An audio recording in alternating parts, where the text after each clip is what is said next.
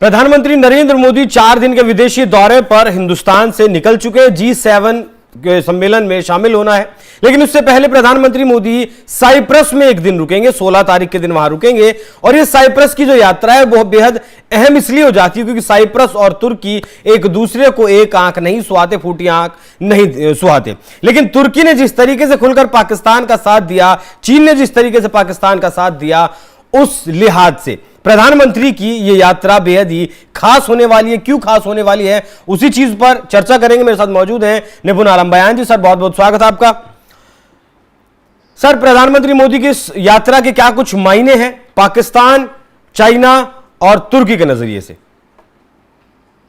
देखिए, अगर हम साइप्रस की यात्रा की बात करते हैं तो निश्चित रूप से इसको देखा भी जा रहा है कि ये कहीं ना कहीं टर्की के अगेंस्ट एक डिप्लोमेसी की तरह से है। जिस प्रकार टर्की ने पाकिस्तान का सपोर्ट किया, चाहे ऑपरेशन सिंदूर की हम बात करें या उससे पहले मामलों में देखें, तो उस संदर्भ में इसको देखा भी जा रहा है। रीजन क्या है कि जो उत्तरी साइप्रस है उस पर 1974 में टर्की ने कब्जा कर लिया था। टर्की ये कहता है कि 1571 तक हमारा जो ऑटोमन एम्पायर था उसका कंट्रोल जो था वो साइप्रस के ऊपर था। तो लिहाजा हमारा फिर से कंट्रोल होना चाहिए। होता ये कि 1571 के बाद से ब्रिटिश ने उस पर कब्जा करना शुरू किया और 1878 तक आते आते ब्रिटिश ने पूरा कंट्रोल साइप्रस पे कर लिया था। और 1960 तक हम देखें तो 1960 तक ब्रिटिश का इस पर कंट्रोल रहा साइप्रस के ऊपर। 60 में इसको आज़ादी मिली और 1962 में हमने भी साइप्रस को मान्यता दी और मान्यता देने के बाद हमारे संबंधों को हमने साइप्रस से बढ़ाया। लेकिन 74 में क्या होता है कि जो 60s में गवर्नमेंट आई थी आज़ादी के बाद, उसके अगेंस्ट तख्ता पलट होता है और तख्ता पलट में एक सिविल वॉर की कंडीशन साइप्रस में बनती है, जिसका लाभ उठाया किसने? टर्की ने। और टर्की ने क्या किया? इस पर कब्जा कर लिया उत्तरी साइप्रस पे। आज जो दक्षिणी साइप्रस है वो ये कहता है कि उत्तरी साइप्रस हमारा है, टर्की को हमें वापस करना चाहिए। टर्की वापस करने को तैयार नहीं है। भारत का भी कहना ये है कि साइप्रस के ऊपर जो टर्की ने कब्जा किया है 1974 में, वो गलत किया है। और हमारे विदेश मंत्री 2022 में जब गए थे जयशंकर जी, तो उन्होंने कहा भी कि हम साइप्रस का जो मुद्दा है वो यूएन के अंदर उठाएंगे। और ये एक बड़ी बात है कि जैसे कश्मीर का मुद्दा है, यूएनएससी में जो हमारी परमानेंट मेंबरशिप की जो डिमांड है, उसको लेकर साइप्रस ने हमेशा हमारा साथ दिया है, कहा कि हम भारत के इस कोर्स का क्या करते हैं, समर्थन करते हैं।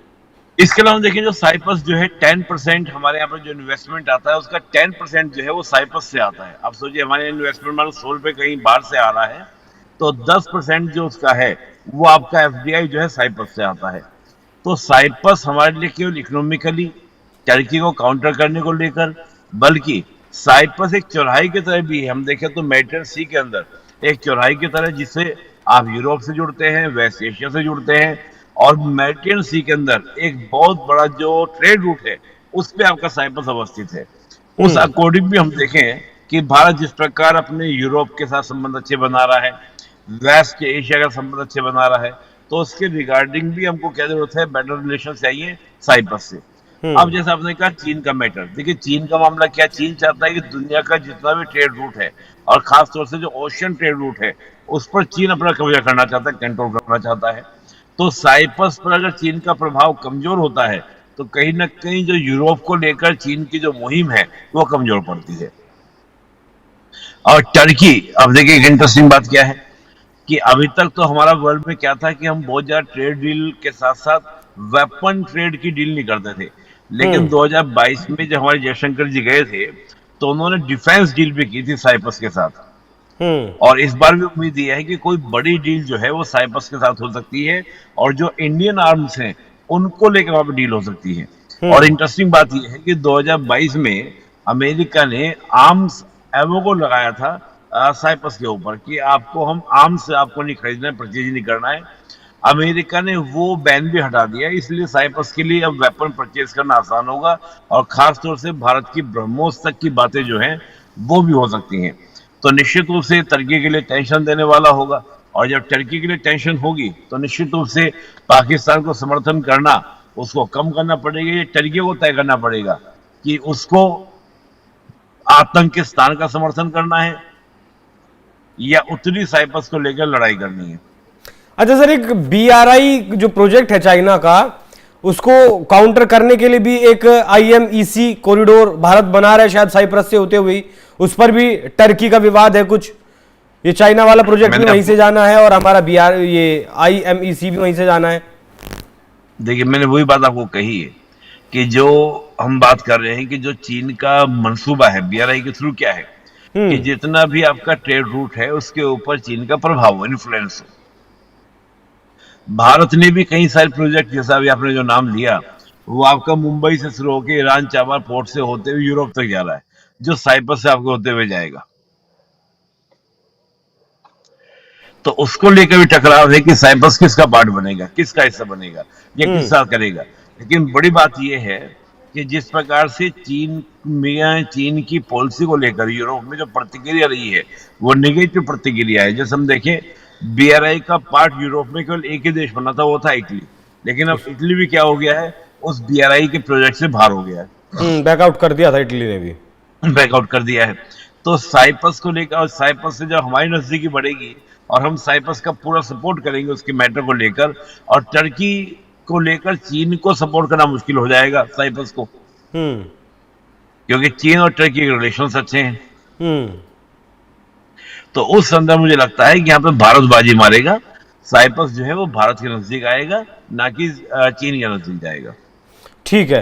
प्रधानमंत्री G7 में भी साइप्रस के दौरे के बाद जाएंगे।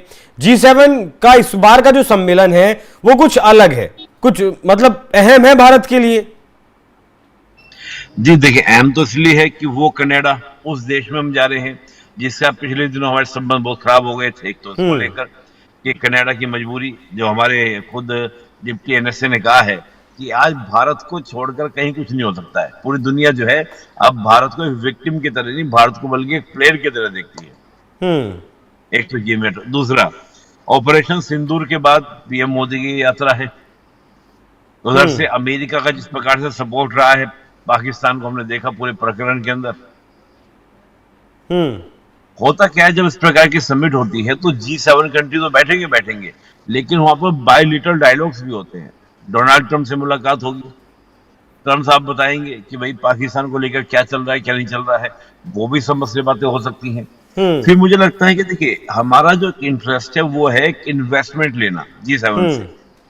और इस इन्वेस्टमेंट में क्या है कि पाकिस्तान और चीन थोड़ा सा एक कोशिश हमेशा करते आए हैं कि वो ये दिखाए कि भारत में बहुत ज्यादा अस्थिरता है, और भारत की अस्थिरता जो है इन्वेस्टमेंट के लिए माकूल नहीं है। और ऑपरेशन सिंदूर का हमारा अब तक बंद नहीं करना। ऑपरेशन सिंदूर अभी भी हमारा क्या जारी है, हमने खत्म नहीं किया है। उसको लेकर भी ये देश कह रहे हैं कि भारत जो है अस्थिर देश है, कभी भी वॉर कंडीशन हो सकती है, युद्ध हो सकता है, तो ऐसे में इन्वेस्टमेंट करना नुकसानदायक हो जाएगा। हमने अपने डेलीगेशन इसलिए भेजा कि नहीं, हमारी लड़ाई पाकिस्तान की जनता से नहीं है, आतंकवाद के खिलाफ है, पाकिस्तान से नहीं है, आतंकवाद के खिलाफ है। और आतंकवाद वो जिससे हम परेशान नहीं है, पूरी दुनिया परेशान है। तो ये दुनिया को तय करना है कि वो आतंकवाद के साथ खड़ी है या आतंकवाद के खिलाफ खड़ी है। ठीक है सर। अच्छा, कुछ ये जो वर्ल्ड ऑर्डर चल रहा है आजकल, पावर सेंटर जिस तरीके से अमेरिका है, उसमें भी कुछ बदलाव आने की संभावना है? ये तो देखिए, आप जानिए, पावर सेंटर का जो बात है, तो JD वेंस ने एक दिन खुद कहा कि भाई अब अमेरिका वो नहीं है जो पहले था, सुपर पावर। आज बहुत सी ताकतें हैं जो मल्टीपोलर वर्ल्ड बना चुकी हैं पूरी दुनिया को, जिसमें उन्होंने खुद कहा, JD वेंस ने, वाइस प्रेसिडेंट ने, अमेरिका है, रशिया है, चीन है। अब मोनोपोली नहीं चलेगी किसी की भी, और बिना भारत को साथ दिए तो कुछ होगा ही नहीं। ये JD वेंस ने खुद स्वीकार किया, तो मेरी टिप्पणी का मतलब नहीं बनता है। ठीक है सर, बहुत बहुत धन्यवाद चर्चा में जुड़ने के लिए। बाकी प्रधानमंत्री मोदी का जो साइप्रस दौरा था वो बहुत ज्यादा अहम होने वाला है, और जब वहां जाकर मुलाकात होगी, उस मुलाकात के बाद क्या कुछ निकल कर आता है, किस तरीके से टर्की हो, पाकिस्तान हो या फिर चाइना हो, इन लोगों को कैसे मिर्ची लगती है, वो देखना बेहद दिलचस्प रहेगा। बाकी प्रधानमंत्री के इस दौरे पर आपकी क्या राय है, कमेंट कर जरूर बताइएगा। नमस्कार।